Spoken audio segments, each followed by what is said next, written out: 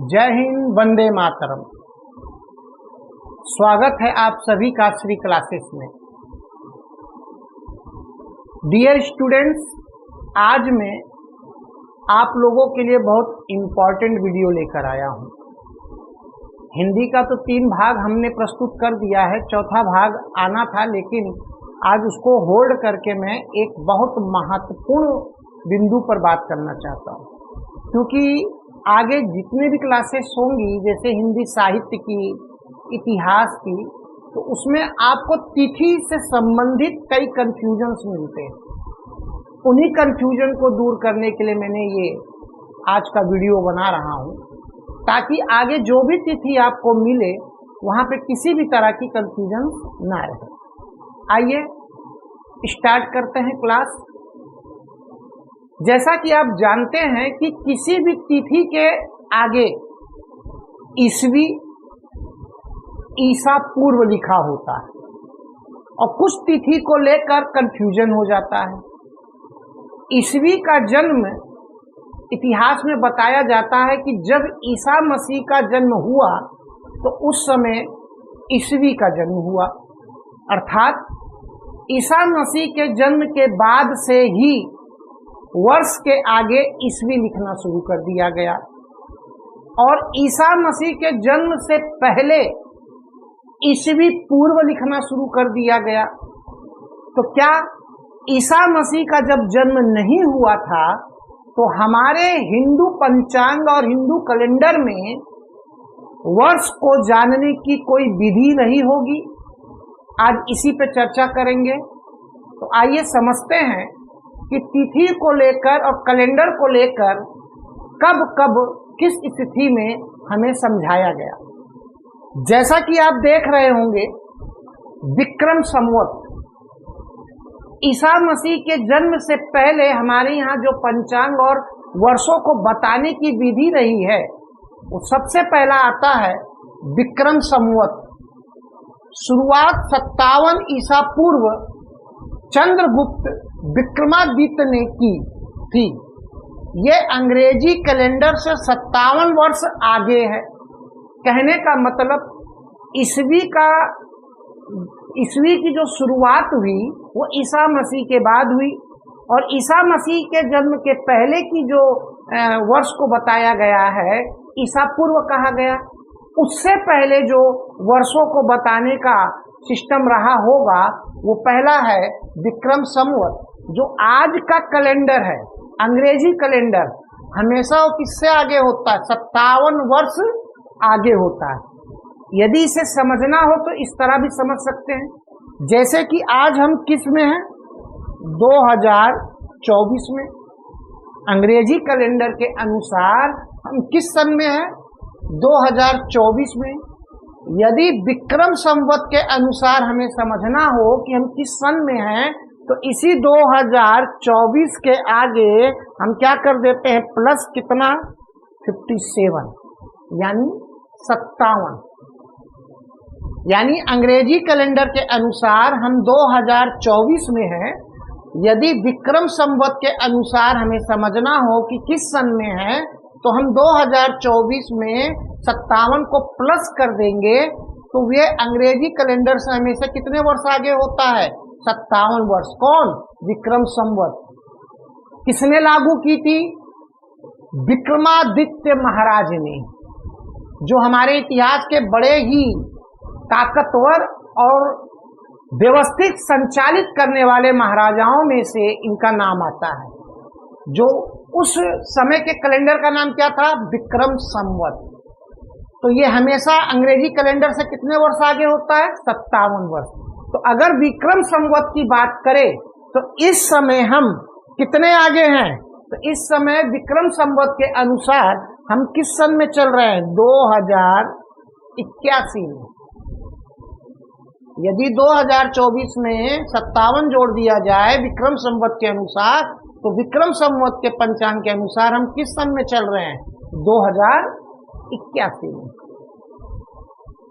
आइए आगे देखते हैं और कौन सी व्यवस्था थी। दूसरी बात करें तो शक संवत।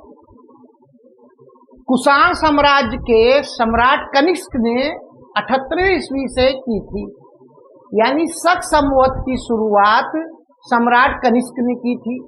जैसा कि आप जानते हैं कि इतिहास में राजा कनिष्क हिंदू धर्म के बहुत ही प्रभावशाली राजा रहे हैं। इन्होंने एक पंचांग की व्यवस्था की जिसका नाम रखा गया शक संवत, जो हम और विक्रम संवत 57 वर्ष आगे रहता है, लेकिन शक संवत अंग्रेजी कैलेंडर से हमेशा 78 वर्ष पीछे रहता है। जैसे अगर इसे हमें समझना हो 2024 में, तो माइनस कितना करना होगा हमें? 78। यदि 2024 में से माइनस 78 कर दिया जाए तो इस समय संत संवत के अनुसार हम किस ईयर में चलेंगे? 1946 में। किस सन में? 1946 में। तो डियर स्टूडेंट्स, आपने देखा ईस्वी के जन्म लेने से पहले हम दो कैलेंडर को देखें। पहला विक्रम संवत, जो हमेशा अंग्रेजी कैलेंडर से 57 वर्ष आगे होता है। दूसरा शक संवत, जो अंग्रेजी कैलेंडर से हमेशा 78 माइनस रहता है। आइए आगे समझते हैं। अब देखिए, मैं आपको ग्राफ के माध्यम से समझाने की कोशिश कर रहा हूं। यदि हम इन्हें इस सिंबल को ईसा मसीह का जन्म समझते हैं तो देखिए, यदि ईसा मसीह के जन्म के बाद जो भी तिथि लिखी जाएगी वो ईस्वी लिखी जाएगी, तो उसे इंग्लिश में क्या कहा जाता है? एडी, जिसका शॉर्टकट क्या है? एडी, जिसका फुल फॉर्म है एनो डोमिनी, जिसे कहीं कहीं कॉमन एरा भी कहा जाता है। और ईसा मसीह के जन्म से पहले यानी ईस्वी पूर्व क्या लिखी जाती है? बीसी, जिसको कहते हैं बिफोर क्रिस्ट, जिसे कुछ लोग बिफोर कॉमन एरा भी कहते हैं। डियर स्टूडेंट्स, यहाँ पे ध्यान दीजिएगा, ईसा मसीह के जन्म के बाद ईस्वी लिखी जाती है और ईसा मसीह के जन्म से पहले ईस्वी पूर्व लिखा जाता है। अगर मैं एग्जाम्पल देना चाहूं तो बुद्ध जी का जन्म कब हुआ था? 563 ईस्वी पूर्व। आप जब भी इतिहास में देखेंगे तो बुद्ध जी का जन्म 563 ईस्वी पूर्व बताया जाएगा और उनकी मृत्यु 483 ईसा पूर्व। देखिए, अगर हम गिनती के हिसाब से देखने लगे तो इनका जन्म बाद में हो रहा है और मृत्यु इनकी पहले हो रही है, जो कि ये पॉसिबल नहीं है। लेकिन इतिहास में अक्सर देखा गया है कि 563 ईसा पूर्व जन्म है, 483 ईसा पूर्व इनकी मृत्यु है। यहीं पे स्टूडेंट्स इतिहास की तिथि को लेकर कंफ्यूज हो जाते हैं। आइए मैं इसको बड़ी सरलता से समझाने की कोशिश करता हूं। जब भी ईसा मसीह के जन्म से पहले की तिथि ली जाती है वो हमेशा घटते क्रम में होती है और ईसा मसीह के जन्म के बाद जो तिथि ली जाती है वो हमेशा बढ़ते क्रम में होती है। तो ये क्या लिखा गया है? ईसा पूर्व। तो ध्यान दीजिए, यदि मैं कहूं आपसे कि गौतम बुद्ध के जन्म के बाद उनकी आयु 1 वर्ष कब हुई? जन्म हो रही है 563 ईसा पूर्व। लेकिन मैं अगर पूछूं कि बुद्ध जी 1 वर्ष के कब हुए तो आप क्या बताएंगे? तो आपको मैंने क्या कहा, जब भी ईसा पूर्व होगा तो घटते क्रम में होगा। तो बुद्ध जी का जन्म हुआ 563 ईस्वी पूर्व, तो वो 1 वर्ष के कब होंगे? 562। घटते क्रम में वो 2 वर्ष के कब होंगे? 561। 3 वर्ष के कब होंगे? 560। इसी क्रम में उनकी आयु बढ़ती चली जाएगी और उनकी मृत्यु जो बताई गई है 483 ईसा पूर्व। तो जब भी ईसा पूर्व की तिथि हम लेते हैं तो घटते क्रम में लेते हैं और ईस्वी को लेते हैं तो बढ़ते क्रम में लेते हैं। अभी जैसे मैं आपको एक एग्जांपल और दे दूं, शिवाजी का जन्म कब हुआ? 1630 ईस्वी में। हालांकि इनकी जन्म तिथि को लेकर कुछ इतिहासकारों ने मत बताए, कुछ लोगों के अनुसार 1627 है तो कुछ मत के अनुसार 1630 है, लेकिन हम 1630 मान लेते हैं।